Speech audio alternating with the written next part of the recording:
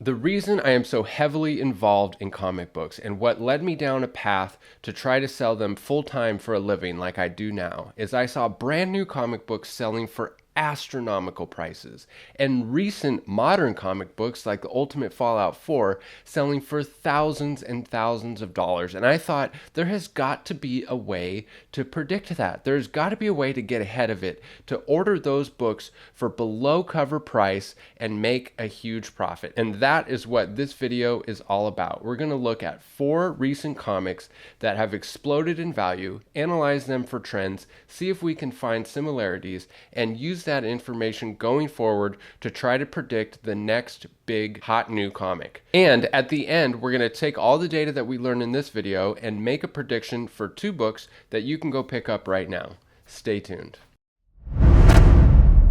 Bry's Comics. Milestone, congrats! You won this incredible giveaway with this graded Star Wars comic and this custom 3D printed Death Star slab stand from Tashi Station Comics over on Instagram. Make sure you guys go give them a follow. They are selling these incredible slab stands at a great price. This one came with the secret variant. So every few boxes he throws in a 3D printed kyber crystal, which just adds to the awesomeness of this set. So Milestone, you won this entire setup here, the secret variant slab stand with the kyber crystal and the graded comics. Congratulations to you. Make sure you get in touch with me within the next week or so. Otherwise, I'm going to have to draw another winner. And Ethan Menger, I still haven't heard from you on this slab. You won the ASM 300 cover homage Miles Morales Spider-Man scan exclusive cover slab. That's a mouthful. But I still haven't heard from you. And so if I don't hear from you within the next couple days, we're going to have to spin again on this one. You also got the incentive cover here for Berserker #1. That goes to you, Ethan, but I have not heard from you. And make sure you smash like, subscribe, leave a comment down below to be entered in this video to win this beautiful Peach Momoko Venom 27 CGC graded, really beautiful slab. It's a sketch cover with some purple tones underneath. I really do love this cover. First full appearance of Codex.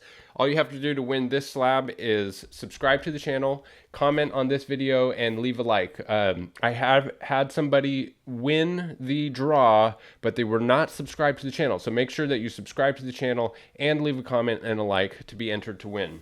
All right, so now that we have that giveaway housekeeping out of the way, welcome to Bry's Comics. This channel is all about comic book investment and speculation with an emphasis on providing valuable collecting knowledge for how to have this hobby fund itself. And today's video is a perfect example of that, as we're going to look at trends of 4 recent books that have exploded in value and see if we can figure out what made them pop so we can apply that to future books that haven't come out yet, get in on a pre-order, and make some money in the process. So for these 4 books, I used 4 pieces of criteria to make them qualify for this video. Criteria number 1, it has to sell out the same day it's released, meaning you can't find it on any of the online retailers and you have to turn to the secondary market like eBay and pay way more than cover price to order it. That's criteria number 1. Criteria number 2, it has to demand at least 4 times cover price. Okay. Criteria number 3, it has to maintain that value for at least 30 days. All of these books on here are going to go well past 30 days. Criteria number 4, it has to be a regular distribution book that you can pre-order. No store exclusives. We're going to save that for another video because exclusive covers kind of have a different set of rules, and I'm looking into getting a special guest, a true expert on the matter. So make sure you smash like, subscribe, and hit that notification bell for that video because it'll kind of go hand in hand with this video. It's how to predict the next exclusive cover. A little bit different criteria. So for this video, it has to be a regular distribution book that you can pre-order or put on a pull list at your LCS, something like that. So the first book that we're going to look at is ASM 55, that classic Patrick Gleason webhead cover, selling out instantly out the gate, demanding $15 on eBay and holding steady now at around $40. There have been multiple store exclusives, a second print, a third print, a second print 1 in 50 version, and a whole slew of copycats. Okay, this book has been incredibly successful, and I do believe that it will go down in history as one of the classic Spidey covers. It's that good, and it was the first one of its kind. I understand that now it's kind of getting played out. They're doing it on all kinds of different stuff. And that's what happens when something hits, something pops, something is this big, everybody copies and it dies down. But that original is always going to hold value. And I believe that to be the case for all of the ASM 55s and the store exclusive versions of this. All right, so what was it about this book that made it pop? Well, I narrowed it down to 3 things.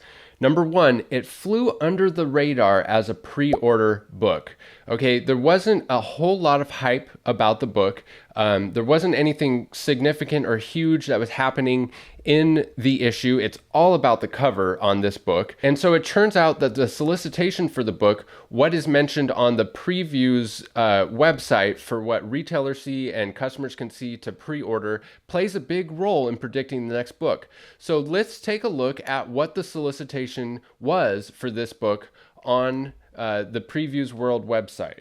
So here's what it says. Last Remains concludes. Last Remains ends and will make you look at Spider-Man differently. It'll make Peter look at himself differently. If you thought the build-up to Kindred was intense, the fallout from Kindred is even more devastating. So as a retailer, when I read that, I think, this is not a significant issue. I'm not going to order hundreds of copies of this book. People aren't lining up at my store to buy this because it's just a regular solicitation. It's just saying, you don't want to miss this. And so it turns out it was a relatively insignificant book as far as the story. There wasn't anything huge that happened in the book. It's all about the cover on this one. And the result is that there is a low supply of this book relative to demand. Retailers did not order a whole bunch of copies because they didn't have a good reason to. And so that is what this really is all about, supply and demand. And that's how you need to be thinking about pre-orders, is looking at the book and say, okay, what is the supply of this book going to be like? Are retailers going to order a slew of copies? Are there going to be boatloads of this book printed? And you gotta kind of think critically to think about, why would there be a ton printed, or why would there be a few printed? In this case, a few would be printed if you're looking at this as a pre-order, because there's nothing too huge about the solicitation, and it has that fire cover that you can see pre-order. And so you put those two and two together and you think this might be a good pre-order. I certainly pulled the trigger on this one. I ordered 20 copies. Now, mind you, I didn't order 200 copies, which I totally wish I would have, because, and I think going forward, I will have a little bit more confidence in making, bigger purchases on pre-orders like this, because of the other facts that we're about to get into here. All right, so the first thing that made this book pop is a relatively low print run. The market is not saturated. Now, the second thing that made this book pop is the cover. That is the only thing driving the sales of this book, is the cover. And obviously we can say it is a really cool cover, but let's dig a little bit deeper than cool cover. I would say that it has to be novel. It has to be new. It has to have a different spin on artwork that we haven't seen 100 times before with books that come out every single week. And that's what this book had going for it. When I saw this book in the preview magazine, I literally stopped in my tracks, said, whoa, that is a cool webhead, Spidey head. I've never seen anything like it. I tore the preview page out of the book, which I probably shouldn't have done. That preview book might be worth money someday. And I put that sucker somewhere where I could see it, so I knew not to miss that pre-sale. That was the kind of reaction that I had to that cover. Now, in that entire preview magazine that I was looking through, no other cover did do that for me. It was just that one. So I want to narrow it down to be more than a cool cover. I want to say that it has to be novel, something new, a different type of artwork, maybe a new artist, something new that has the wow factor. That webhead cover, when I saw it, every day that I saw it, I was excited for it to come out. It was that cool. I already had plans to slab it. No matter what the price did, I wanted that sucker on my wall. And that's the type of wow factor that we're looking for in cool cover. So for ASM 55, it had a relatively low print run because there wasn't much incentivizing retailers to order a whole bunch of copies, which we could tell from the preview description of the book that there wasn't anything too significant coming in that issue, and it had the wow factor of the cover because of novel new art that hasn't been done before. All right, so the second book on the list, we have High Republic #1. Now, there was 3 original covers for this and an incentive. Cover A, B, C, and the 1 in 10. And this book sold out the gate, instantly demanding $15 to $20 in the aftermarket, and now holding steady around $20, $25 for cover A. Cover C is doing the best, holding steady around $30 to $40. So this book is the complete opposite of ASM 55. It's not about the cover. And don't get me wrong, the covers are cool, but I do not think that the cover art alone would have these books demanding more than cover price. So it's all about the story. So let's take a look and read the preview solicitation that was offered for this book. So here's what it says. Before the Skywalker saga, the golden age of the Jedi, a new era of Star Wars storytelling begins. It is centuries before the Skywalker saga. The Jedi are at their height, protecting the galaxy as Republic pioneers push out into new territories. As the frontier prepares for the dedication of majestic Starlight Beacon, Padawan Keeve Trennis faces the ultimate choice. Will she complete her Jedi trials or rescue the innocent from disaster? New Jedi, new ships. All right, so there you have it right there. All of the cues were right there in the previous solicitation that this book was going to pop. It has first appearance of Keeve Trennis. I said that right in the preview. And it said the word new like 3 times. New Jedi, new ships, new take on storytelling of the Star Wars saga. The savvy collector pre-ordered a bunch of this. My buddy Skeff ordered a ton of copies of this on a pre-order because he knew just from that it was going to pop. And so it's important to note that just because there's a new story or a new first appearance of a new character does not mean that the book is going to be valuable. Not all first appearances are valuable. It's the totality of this solicitation that makes this book a good pick for a pre-order. It's not only, a first appearance, it's a first appearance in an incredibly successful franchise of Star Wars already. And this was at the height of Star Wars fever because The Mandalorian was going strong on Disney Plus, had just come out. Star Wars fever was at its height when this book came out. And so it's the totality of those things. The franchise is super hot. A new take, a new direction for Star Wars, and first appearances. All of those things are what make this book pop. And now, of course, it's been rumored that there's going to be an animated series, and who knows what they do with this. So it has solidified itself as a key. I believe it will continue to be a key in the future and demand a high premium for this book. So to sum that up, the 3 things that made High Republic pop is it was already a successful franchise that had huge Star Wars fever going on. New take, new Jedi, new ships. All of those things were mentioned in the preview, and it was the first appearance that was also mentioned in the preview. All right, so book number 3 on the list, we have Eniac #1 from the brand new publisher, Bad Idea. Eniac is one of the first series to come out of this publisher, and before this book came out, there was still a huge unknown about the publisher, how they were going to distribute things. They started with their first series, Hero Trade, that they distributed in a totally new way. My buddy Skeff did a whole video on Bad Idea and how they're rolling everything out. So if you want all the details about their methods and everything, I'll put a link to his video down in the description because he did a great job breaking it down. But basically, they're changing everything about the way they distribute comic books. They're not using the main distribution channel of Diamond Comics. They are distributing directly to comic book shops themselves. They are having a certain criteria in order to be able to be a registered comic book shop with them. Like, you have to display their comics in a prominent place in your shop. You have to not charge more than cover price for the first 30 days, amongst other things. If you break any of these rules, you are banned for life. And at least one comic book shop has already been banned for life because they got caught trying to sell the comic for more than cover price within the first 30 days. And I think that was really awesome that they did that. They cut them off immediately and they made a public announcement about it. Like, don't do this. Don't break the rules. We're trying to do something different and we're going to enforce it. I totally respect what they're doing. They're trying to do things that are all new. And if you haven't noticed, new and novel things are a recurring theme in this video. So because of the limited distribution methods of this book, the first prints of Eniac #1 are extremely low relative to demand. Out the gate, this book was selling for $175 to $200. Now it's dipped back down to about $150, and now it's holding steady around $175 again. Graded copies are approaching $1,000 for a brand new book that came out like a month ago. And so the way that they're doing their subsequent prints is they have the first prints and the not first print. So there's no second print, third print, fourth print. It's just first print and not first print. And I believe the reason that they do that is they want this book to be read. They want this book to actually be read and not just put away and collected.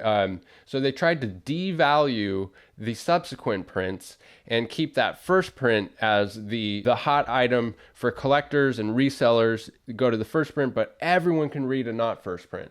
I think that's the idea behind their first print, not first print. And a lot of people say that you should never pay more than cover price for a not first print. But I'm not so sure that that's how this is going to play out in the secondary market. And we will see. I'll save that for another video. But their model has created an incredibly low supply of the first prints, which is what's causing this book to spike so much. Also, it's a really cool story. Eniac is about the first AI computer and how the choices that it make changed the course of history. It's a really cool read, and I can see this easily getting picked up into a movie in the future. This book does have a stunning cover, but I believe that the #1 thing driving the sales of this book is the limited availability, which we now know will be the issue for all of Bad Ideas Comics. Those first prints from all of their series will be somewhat limited because of the distribution models that they're choosing. So I recommend that you get on a pull list for every single Bad Idea series and every single issue for the foreseeable future, at least for this year. They have 5 titles coming out this year. They're all limited run. I recommend that you buy every single issue for cover price from your local comic shop. You have to actually go there. You have to get on a pull list. So I definitely recommend that you get all of the first prints for every single series and issue that they have this year.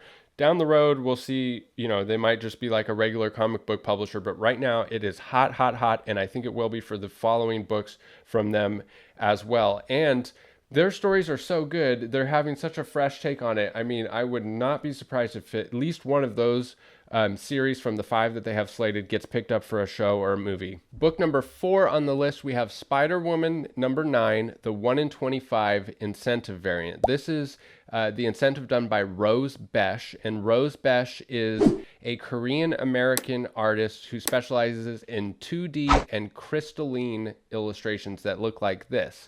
Truly stunning artwork. This book is selling near mint raw for over $230 consistently. So what was it about this book that made it explode so much? So there are 2 things driving this book: low availability and stunning new artwork. So for the low availability, this is Spider-Woman issue #9. And naturally, as a series goes on, readership tends to die off, and it really suffers around issues 7, 8, and 9. So retailers often order less copies in a series of issue 7, 8, and 9 because readership is dying off and they have a harder time selling it. Less copies were ordered. Now, what happened with this one is they had the 1 in 25 incentive for Rose Besh, and it's this new novel 2D art that is incredible that we haven't seen too much of, if at all, in the comic book market, and it just caused a perfect storm for this book to explode to $230 for a near mint raw copy.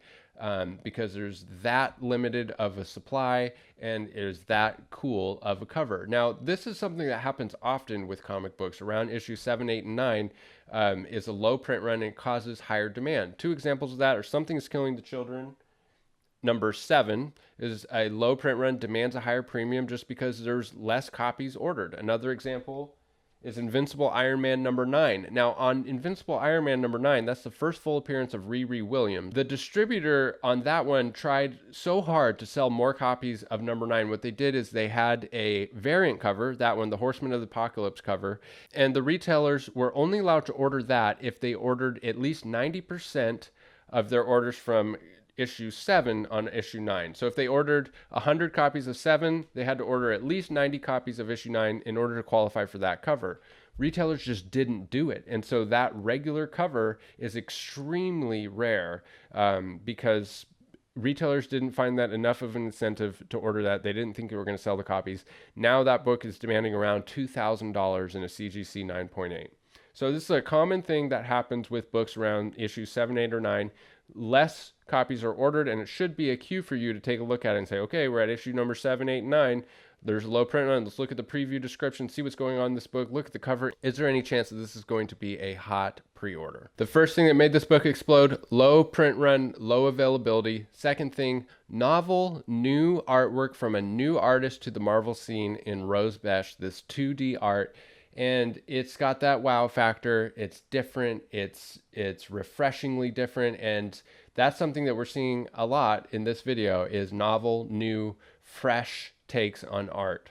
All right, so there we have our 4 examples of recent books. Now let's combine it all together and narrow it down to the 4 trends to look for when trying to predict the next hot comic. Number 1, things that are novel and new. So this can be a new artist like Rose Besh. It could be a new style of art like the Webhead or Rose Besh's 2D thing. It could be a new distribution model like the distribution model from Bad Idea Comics. Things that are novel, things that are new that can take the comic book market by storm. That is trend number 1. Notice I didn't say new story because new stories come out every single week and most of them fail and most of them flop. Trend number 2, low print run relative to demand. Supply and demand have to be looked at together. A comic book can have a print run of 3,000 and be absolutely worthless in the secondary market. We see this every week with titles coming out of independent comics. Print runs can have 90,000 and be worth thousands and thousands of dollars, like Ultimate Fallout 4. There's a huge print run for that, and that book demands over $3,000 now in a CGC 9.8. So the supply has to be considered in light of the demand. This is where the issue number of the series comes into play. Keep in mind that a series naturally has a lull in readership around issues 7, 8, and 9. We saw that with Invincible Iron Man 7 and 9 with the first cameo and first full of Riri Williams. We saw it with Something's Killing the Children, 7, 8, and 9, low print run, demanding a high premium now. And we saw it with Spider-Woman number 9, the Rose Besh cover. That should be a tickler to you when a series gets to issue 7, 8, 9. Look at the covers, look at the previews, see what's going to make your judgments of what's going to happen, if there's going to be anything significant in the book, and does that cover have that wow factor that stops you in your tracks. All right, so trend number 3 is first appearance of significant characters. Now, keep in mind that not all first appearances are significant, and not all first appearances will demand a premium. In fact, most of them don't. Look for first appearances in already popular franchises like Star Wars, Miles Morales, and stay away from villains for the most part because villains are introduced and defeated all the time. So look for first appearances that have close ties to the heroes or a new take on the hero itself, like Miles Morales or the sibling of Miles Morales or Riri Williams. So first appearances can be a major signifier of a potentially hot comic, but it has to be taken into consideration in the totality of the comic. Trend number 4 is something being repeated of an already successful thing before it's been played out. So my examples for this are going to be Bad Idea, okay? They have this new novel distribution model that is brand new. It's so fresh. All of their titles, I believe, will sell for a premium. I recommend that you get all the Bad Idea titles, every single issue and every single series they have slated for year 2021. because it's still novel and new and it has not been played out yet. Eventually, that may change. It may be played out. Another example of this is Rose Besh. I don't think that she's played out yet. That new 2D style crystalline illustrations is so fresh and so new that there's still potential for that. Eventually, we'll all get used to Rose Besh. She will show up so often, not to take away from her art, but they will stop demanding $240 for a 1 in 25. We saw this with Peach Momoko. When she first hit the scene, man, collectors went crazy because it's this fresh new take on artwork, and now she's on a lot of comics on regular covers, and a lot of them don't even demand cover price. It's not to take away from the style or the art. It's just to say that everything has a limit, and eventually the fever gets played out. So that's why the trend is things that have worked before that have not been played out yet. All right, so now that we have our 4 trends to look for, let's apply that to pre-orders that you can go pick up right now. And the first one is Silk number 2, the 1 in 25 incentive by Rose Besh. Look at this art. I mean, it has all of the things that have made Rose Besh successful in her previous incentive covers. It's a 1 in 25. It's that stunning 2D style. It's a fresh take on a new character in Silk. That Silk is heating up. I mean, it's checking all the boxes. I think that this pre-order could potentially be a really hot comic. I'm ordering 4 for myself of the 1 in 25s. I've already sold some pre-orders, and you can still get the pre-orders over on my eBay. So the way it works is you can pre-order up till the final order cutoff date, and at that point, the pre-orders come down. After final order cutoff, you have to wait until the book actually comes out, and at that point, nobody knows what the price is going to be. It could be like the previous Rose Besh where it's $230. So final order cutoff is the last day that retailers can order the comic before it goes to print. So pre-orders are available up until FOC. All right, the next pre-order that I think could possibly hit is Something is Killing the Children, number 16. This is going to be the origin of Erica Slaughter, and it's taking the series on a new story arc. I believe that Something is Killing the Children could be the next The Walking Dead. Imagine if you had the opportunity to pick up the origin story of Rick Grimes for less than cover price. I mean, this might be that chance for you. I do believe that Something is Killing the Children will someday get a TV show, hopefully soon. And if they do it right, it could be the next The Walking Dead. So right now, all of these issues that are coming out could be early issues. Imagine, just think of it as like early The Walking Dead issues. That's how I'm treating it. I'm getting a boatload of these for myself. And I have pre-orders up on eBay as well for this. All right, don't forget to smash like, subscribe, leave a comment down below, and you're entered to win this beautiful Peach Momoko Virgin cover of Venom 27, first full appearance of Codex. Thank you so much for tuning in to this video, and we will see you in the next one. Bye. Bry's Comics.